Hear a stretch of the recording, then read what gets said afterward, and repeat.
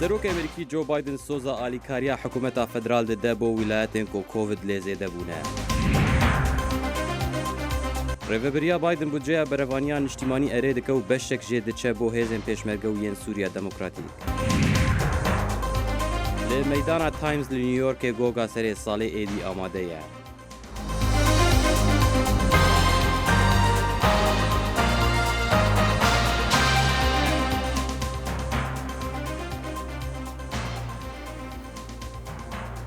گەلی بینەرێن هێژا هەم بخێر هاتنە بەرنامەیەکە نو یا کورد کونەکشن ji dengê ئەمریکا لە واشنگتن ئەس سیروان قوچۆمە لەگەل هەفکارا خۆ هێرە و زەنگەنە دێ بوەڕە بن.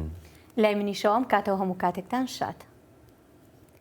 سەرۆکی ئەمریکا جۆ بایدن ڕۆژی دووشەمە بەڵێنی پشتیوانی تەواوی فیدراڵیدا بۆ حکوومەتی ویلایەتەکانی کە ڕوبەڕووی بەریزبوونەوەی حاڵەتەکانی کۆڤید-19 بوونەتەوە لە کاتێکدا جۆری ئۆمیکرۆنی ڤایرۆسەکە بە شێوەیەکی زۆر بڵاو بۆتەوە.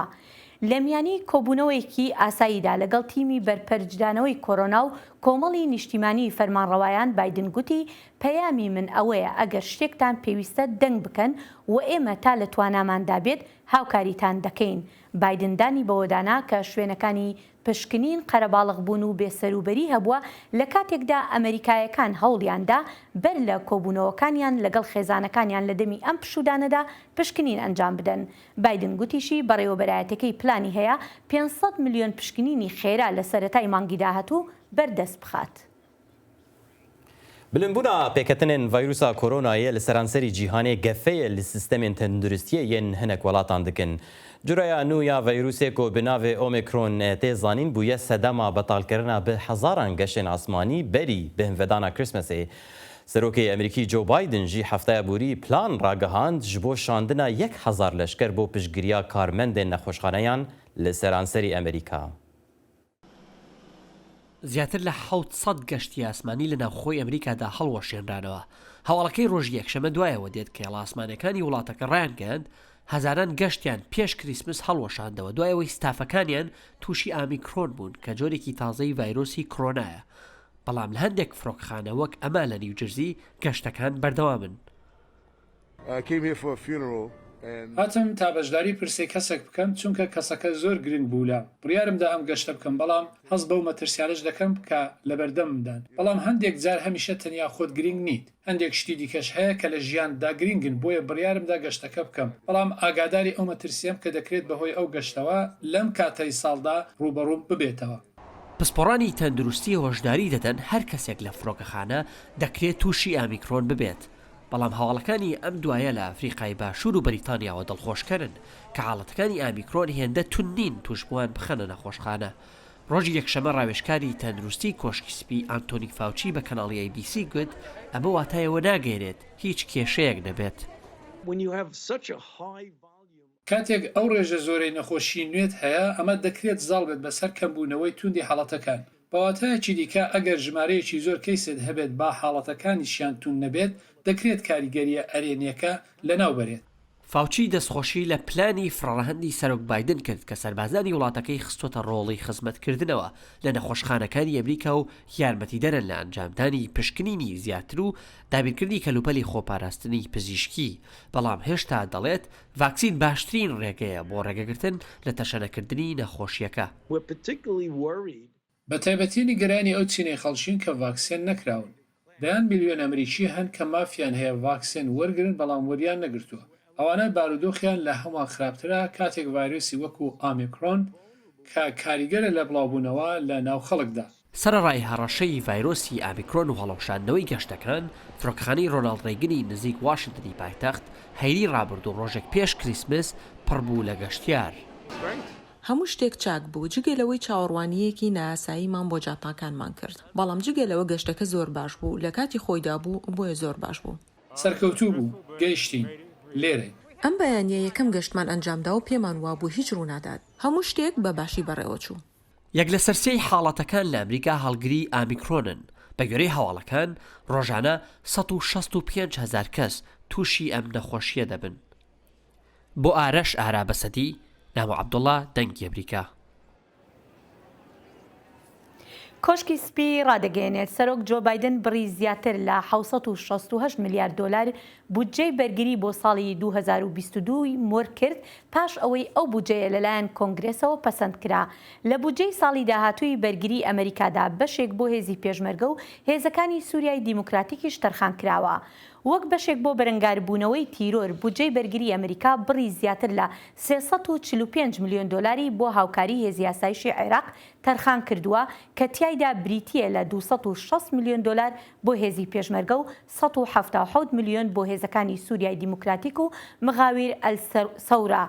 لە بەشی هاوکاری پێشمەرگەدا 5 میلیۆن دلار تەرخان کراوە بۆ کڕینی فڕۆکەی بێفڕۆکەوان بۆ ئەو هێزە. هەروەها 300 میلیۆن دلاریش بۆ هاوکاری لەشکری ئۆکرانیاش تەرخان کراوە لە کاتێکدا رووسیا هێزەکانی لەسەر سنووری ئەو وڵاتە بڵاو کردوتەوە. Ji pazdê vê me hêve deriyê sînoriyê fîşxabûr Sêmalka yê di navbera Herêma Kurdistana Iraqê û Bakur û Rojhilatê Sûriyê de girtiye. Biryara girtinê ji aliyê desalatên Herêma Kurdistanê ve hate dayîn piştî derketina girjî û pevçûnan di navbera alîgirên Partiya Yekîtiya Demokratîk PD û hêzên asayîşa Herêma Kurdistanê li ser xala sînorî. Ji bilî rêgirtina çûn û hatina rêwiyan, girtina vî derî her wiha deryekî girîng e, bûye sedema derketina aloziyên aborî bi taybet li aliyê Bakur û Rojhilatê Sûriyê ku piraniya kel û pelên xwe ji aliyê Herêma Kurdistana Iraqê ve werdigire. Ji bo bêtir hûrgilî û zanînan derbarê vê yekê niha bi awayekî zindî ji Qamişlo peyamnêrê dengê Amerîka Zana Umer bi merayî û her wiha ji Swêdê şirovekarê siyasî Cebbar Emîn. Zana ez ji te dest pê bikim te bi xêr hatiyê heta kîjan derecê ev bûye 15 roj ku ev derîgirtî hetan kîjan radeyê ev girtin ziyanê li jiyana rojane ya xelkên Bakur û Rojhilatê Sûriyê dike û kiriye jî ji van 15 rojan. Belê dem baş ji xwe deriyê Sêmalka derîkî serekeyî ya çûn û hatina hemwelatiyên Bakur û Rojhilatê Sûriyê dibîne mirovî de gelekî giring li kêleka wê jî dergehê Welîd hebû ew jî wek girêdayî rêveberiya dergehê Sêmalkayê lê ew taybetî ji bo bazdirganiyê bû. Bêtirî xwe kelûpelên got derbasî herêmên rêveberiya xwe ser dibin 80 sedî ji wan kelûpelan di dergehê Welîd û pêşxabûrê derbas dibe. Li alîkî din heta do jî peywendî hat me dikir bi aliyê Sêmalka aliyê Bakur û Rojhilatê Sûriyê ti têkiliyekî fermî ji aliyê Herêma Kurdistanê bi wan re nehatiye kirin û di ti asoyên çareserkirina vê pirsgirêkê jî heta niha nediyane.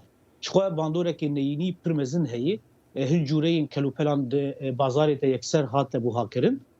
Ji xwe di serî di madeyên êgo xwarinê hin cûreyên derman jî buha bûne.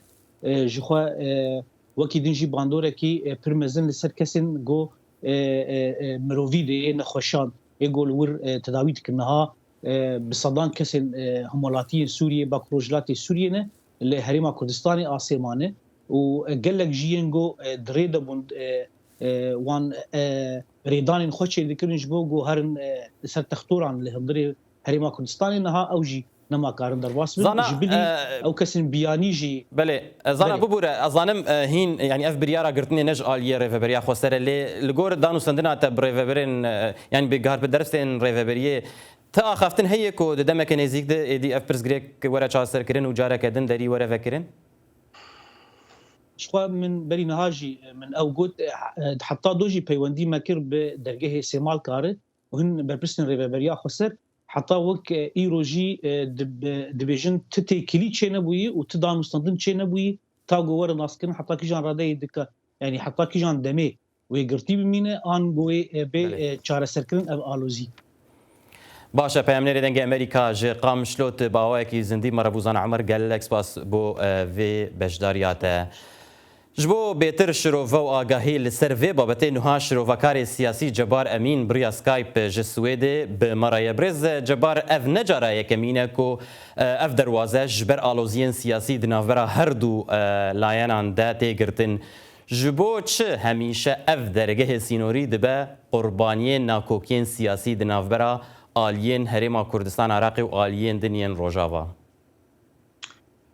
سەرەتا سپاس بۆەوەیەوە سپاس بۆ بینەران و گوێگرانتان ڕاستە ئەوە یەکەم جارنی و دووەم جارنیەوە ساڵانێکی زۆرە هەر ماوەیەک بەسەر دەچێت و ئەو سنوورە بە بەهانەی جیاوازەوە ئەگیرێ من پێم وایە هۆی سەرێکیەوە ئەوەیە کە پارتی دیموکراتی کوردستان ناکۆکە لەگەڵ بەڕێوەبەرایەتی ڕۆژاوا بۆ حکومڕانی لە ڕۆژاوای کوردستان و ڕاخنەگرە لەوە ئەو لەلایەکەوە لەلایەکی تریشەوە حکوومەتی هەگرێمی کوردستان و بە تایبەتی پارتی دیموکراتی کوردستان فشاری لەسرە فشاری تورکیا لەسرە و بۆ ڕازیکردنی تورکیا و بۆ دژایەتیکردنی ئەو حکومڕانی کە لە ڕۆژاوا هەیە ئەو ڕێگایە کە یەکێکە لە ڕێگە هەرە سەرەکیەکانی ڕۆژاوای کوردستان بۆ باشووری کوردستان دێتە گرتن ئەم جاریان بەڕاستی کاریگەری زۆرتر بێ لەبەرەوەی یەک بۆ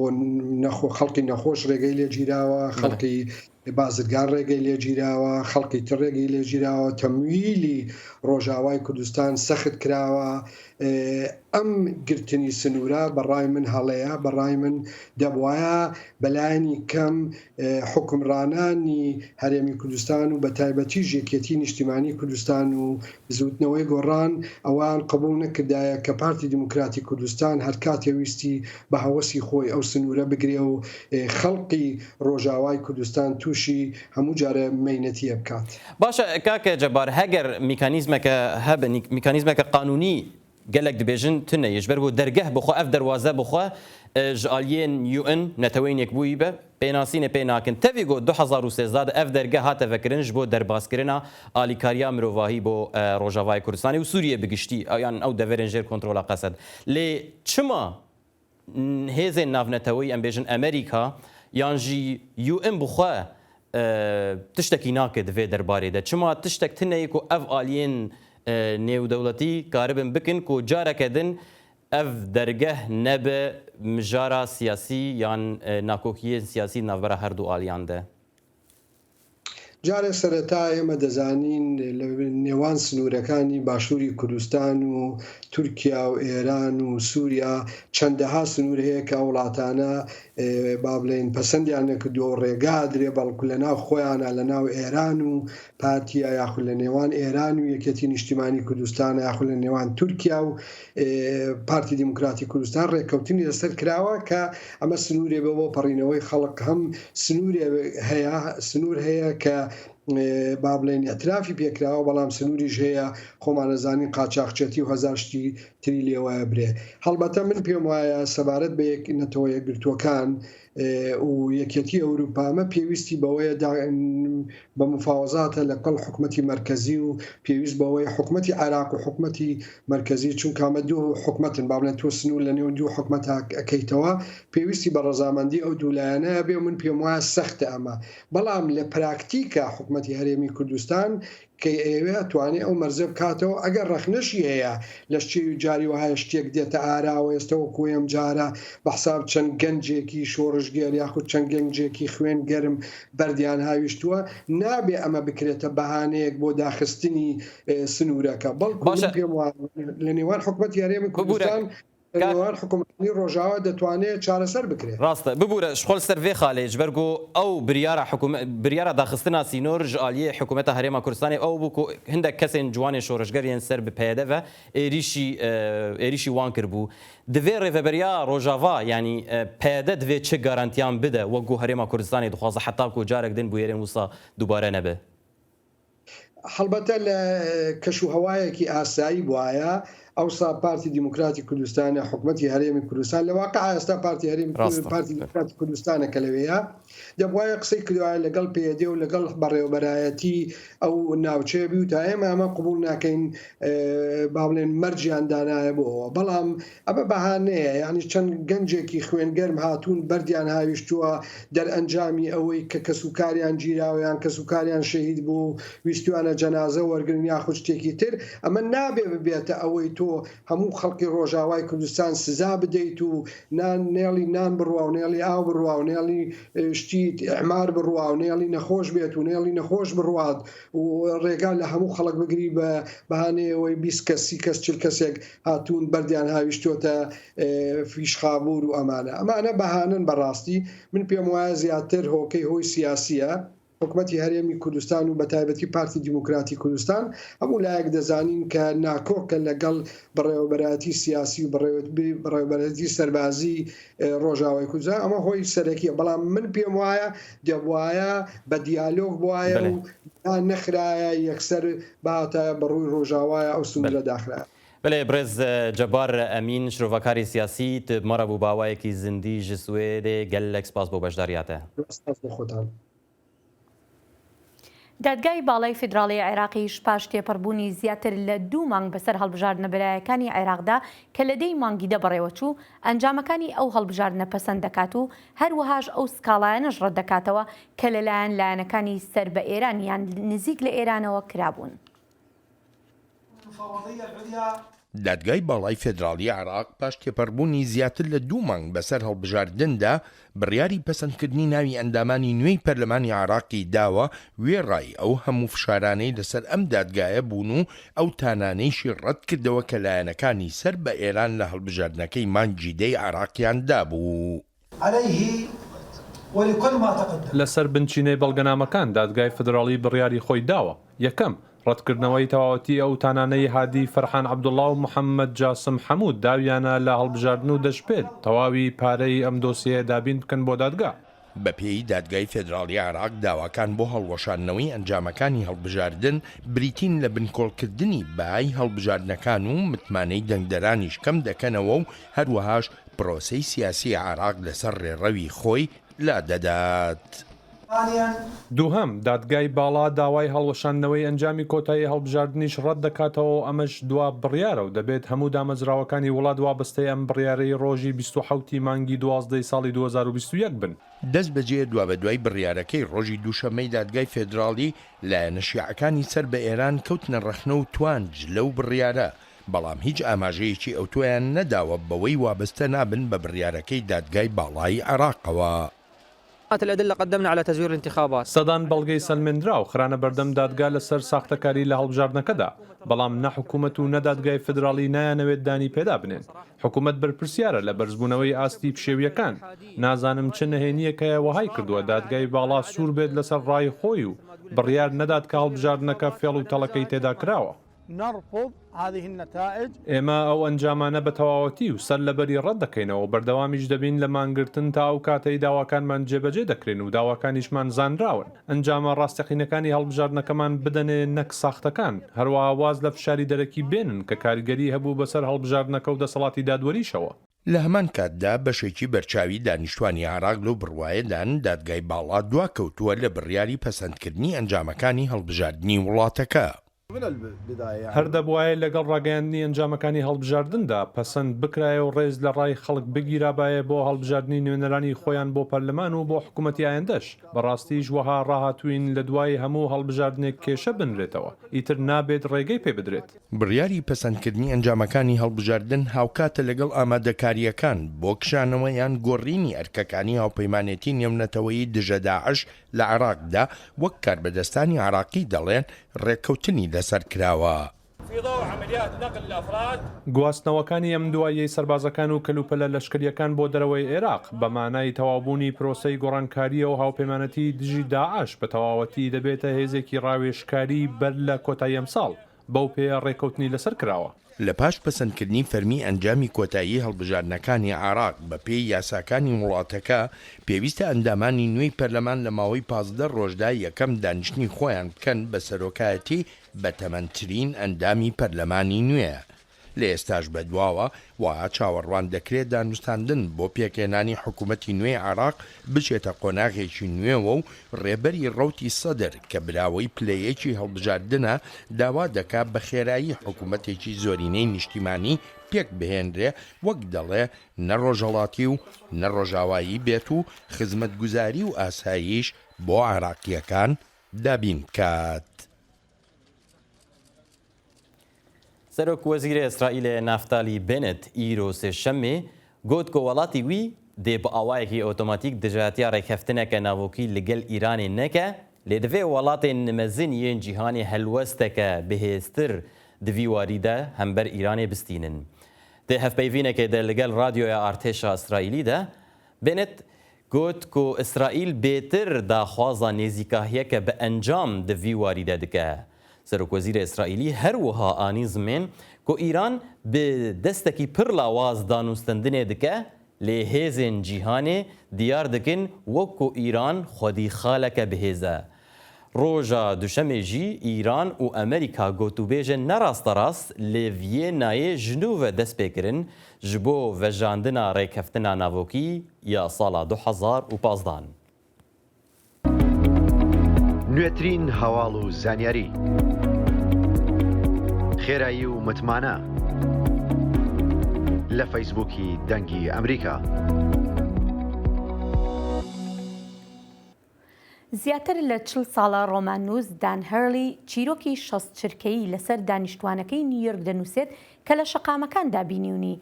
بەڵام جگە لەم نووسینانەی هەرلی خەڵاتی نووسەری زانستیش بەدەست دەهێنێت. ئانا نێلسن لە چاوی بە هێرلی کەوتووە و ئەم چیرۆکەی ئامادە کردووە.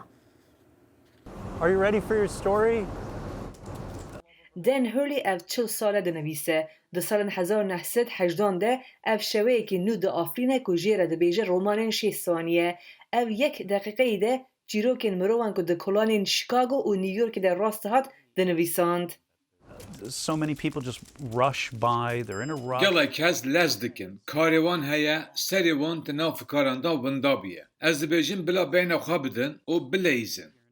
Di destpêkê de Hurley difikire ku temenê romanên 6 saniye vêkin bibe lê ev bi kêfxweşî berdewam dike. In April of 1983, min timeha Nîsanê ya sala 1983 dest bi vê karî kir. Ez pir heyecan bûm û min şerm dikir. Min digot ew xeteriyek e. Ez rûniştim û min ji mirwan dipirsî ku xanim an jî kak tu dixwazî ez çîrokên ve binivîsim. Hemû kesê ez piştgû dikirim. Paşê jinekê got ez dixwazim û min dest bi nivîsandinê kir. Hurley dema dest pê vê karê dike di rojê de $50 qezenç kiriye. Paşê fikirê ku here New Yorkê ku li vir di nav du rojan de $500 qezenç kirî û mala xwe kotî New Yorkê kiriye. sometimes I think I'm crazy. Tu dizanî carna ez dibêjim qey ez dînim. Lê ez 8 sala wî karî dikim. Ez çakîtekî zer, papyon û şewqekî zer li xwe dikim. Kim min dibîne dibêjin ku belkî ez çalakwan bim. Hurley pêşî bo deqîqeyekî çîrokên mirovan guhdar dike ku bizane çîrokên wan yên herî giring çi ye. Paşê wan bi tenê ji bo ev kesê dinivîse. Ev dibêje ji bilî vî kesek din vê karê nake. Some people are lonely. I definitely get people who hinek mirov bi tenê dijîn. Ez carna hêz dikim ku hinek mirov bi salan e bi kesekê din neaxutine. Ez behsa ji hev veqetandinê nexweşiya derûnî dikim. Ez wan tawanbar nabînim. Dikarin qala her tiştekê bi min rabikin. Piştî 4 salan nivîsandina di nav kolanan de Hurley navdar dibe. Evê vê dixwazin çalakiyan partiyan baş pere qezenç dike ji xwe re xwaniyekî dikire. Lê ev tiştan wî kêfxweş nake. Xwe wekî kukla hes dike û dibêje ev bêriya dîtina mirovan li kolanan dike. when I did it on the street, it's my Dema min ew kare tu kolanan da dikir, min dizanî ku min ew afrandiye. Mirovan keyf lê hat ku kesek li benda wan e û guhdariya wan dike. Hurley bawer dike ku her kes xwedî çîrokekî heja ye. Roja dişemê karê dawî li ser goka êvara serê salê li Times Square li New Yorkê hate kirin berî pîrozbahiyên dawiya vê hefteyê. Di pîrozbahiyên roja îniyê de dê xelk li zingil bidin lê ji ber nexweşiya COVID-19 dê hejmara wan kêm be. Cihê ku salên normal 58,000 kes lê kom dibûn, îsal dê tenê 15,000 kes amade bibin. Her kesê beşdar jî divê belgeyên vaksînkirînê nîşan bidin heta ku karibin li wir cih bigirin. Hêro tu ticarî çûye til Times Square pîrozbahiya ser salê kiriye? نەچوومە لە کاتی سەری ساڵا بەڵام لە تەلەڤیزیۆنەوە بێگومان بینیومە. وشغل ئەمریکا تشتێکی گەلێکی باڵکێش یانی ساعت وەختا دەبێت 12 بەری 12 ئەو کاونتداون ژێر دەبێژن حتا بە 12 هەرکەس بە حساوێت کن تشتێکی باڵکێش لێ مخابن ئیساڵ. بەهۆی کۆرۆناوە ئەو نەریتە بۆ شێوەیە نەماوەکو جاران ڕاستە. چیا بەفرەکانی هیمالایەن ئەو بۆ نزیکەی لە سەدا 25 تەواوی دانیشتوانی جیهان دابین دەکات بەڵام لە ئێستادا ئەو بەفرە لە توانەوەدایە ئەمەش نیگەرانی دروست کردووە. لە گۆر زانیاریە نەخشەیان سەتاڵای دیار دکەن ئەڤەش ساڵا 1970 وەرە نزیکی 6 جیاین بەفرە لە هیمالایان ژناف چوینە. شارەزا دەبێژن ژبەر کاریگەریە گەرمبوونە عەردی ئەڤە سەدان ساڵن جیاین بەفرە لە هەرێمێت حەلیێن. هەر ساڵە کۆ تو دچە چیایەکی بەرفێ مرۆڤ دبینە کۆ برژەیە 1 مترێ قالندبوونا وێ کێم بووە. ئیجا ئەڤ یەک هزرەکێ دەربارێ حلاندنا چیایên berfê li devera Keşmîrê dide. نزیکی 14,000 جیاین بچیک و ên mezin befrê li herêma Himalayan hatîne destnîşankirin. Digel wan dawê li Hindistanê û ên Keşmîr bin kontrola Pakistanê da. Hindek ji mezintirîn çiyayên befrên ku di heliyên ew in ew navbera Bakurê Rojhilatê Hindistanê û Efxanistanê da. Em dibînin ku çiyayên berfê bi lez dihelin û şêweyê ku pê dihelin nahêlin ku em texmîn bikin ew ê ev yek heta kengî dom bike. Em nikarin pê derxin ka di 5 heta 20 salên bê de ew ê çiqas av derbasî navçemên me bibin. Eger ev yek berdewam bike, ez nakokî û girjiyan di paşerojê de navbera Pakistan û Hindistanê de li ser kêmbûna avê dibînim. Guhorîn û heliyana çiyayên befrê karîgerî li çandinê jî kiriye. Cûtyarên Kişmîriya ku Hindistan birêve dibet, zeviyên genimî diguhorin bo ên sêva. Pirsgirêkeke avê heye. Zevî baş nayên avdan. Hejmara xelkê zêde bûye. Berf li ser çiyayan hebû, lê ew jî hêdî hêdî dihele. Berhemdana birincê ya salane birêje 5 ji sedî kêm bûye. Piraniya xelkê Hindistan û Pakistanê pişt bi çandinê dibestin. û her du welatan dîrûkeka dirêj heye di girjiyê li ser rêvebirina avê da. Şareza dibêjin, çend çiyayên befrê pitir ji nav biçin, girjî dê dijwartir bin. Eger her du welat şerê xwarane westînin, ew ê ne tenê girjî zêde bibin wekî ku em ji niha ve pêşbîn dikin, lêbelê ew ê berdewamiya hebûna avê li her du welatên me jî ziyanê bibîne.